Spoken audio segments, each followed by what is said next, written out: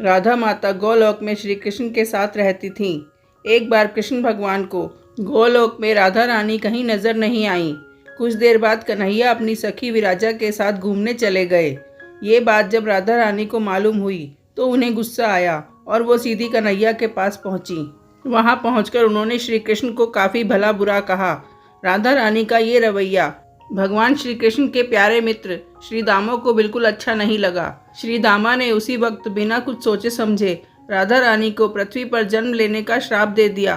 राधा को इतने गुस्से में देखकर कृष्ण भगवान की सखी विराजा भी नदी के रूप में वहां से चली गईं। राधा ने श्री दामा से श्राप पाने के बाद उन्हें राक्षस कुल में पैदा होने का श्राप दिया। राधा जी द्वारा दिए गए श्राप की वजह से ही श्री दामा का जन्म शंखचूर्ण दानव के रूप में हुआ। आगे चलकर वही दानव भगवान विष्णु का परम भक्त बना।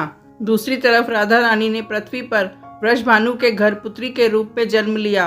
राधा रानी का जन्म वृषभानु जी के घर तो हुआ, लेकिन उनकी पत्नी देवी कीर्ति के गर्भ से नहीं।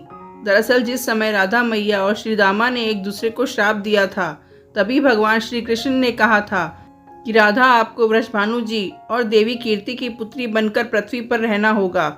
मनुष्य के अवतार में आपका एक वैश्य से विवाह होगा, वो मेरे अंशावतारों में से ही एक होगा। इस तरह आप पृथ्वी पर भी मेरी ही बनकर रहेंगी, परंतु हम दोनों को बिछड़ने का दुख सहना होगा।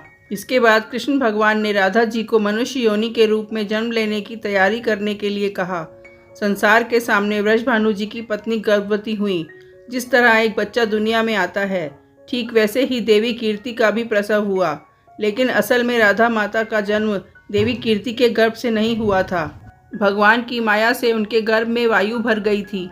देवी कीर्ति ने उसी वायु को जन्म दिया। इस दौरान उन्हें प्रसव पीड़ा हो रही थी और वहां राधा माता के रूप में एक प्यारी सी कन्या ने जन्म लिया। भाद्र मास के शुक्ल पक्ष की अष्टमी के दिन राधा मैया का धरती पर जन्म हुआ था। तभी से हर साल इस दिन को राधा अष्टमी के रूप में मनाया जाता है। राधा अष्टमी के दिन एक विशेष पूजा की जाती है, जिसमें भक्तजन राधा जी की महिमा का गान करते हैं।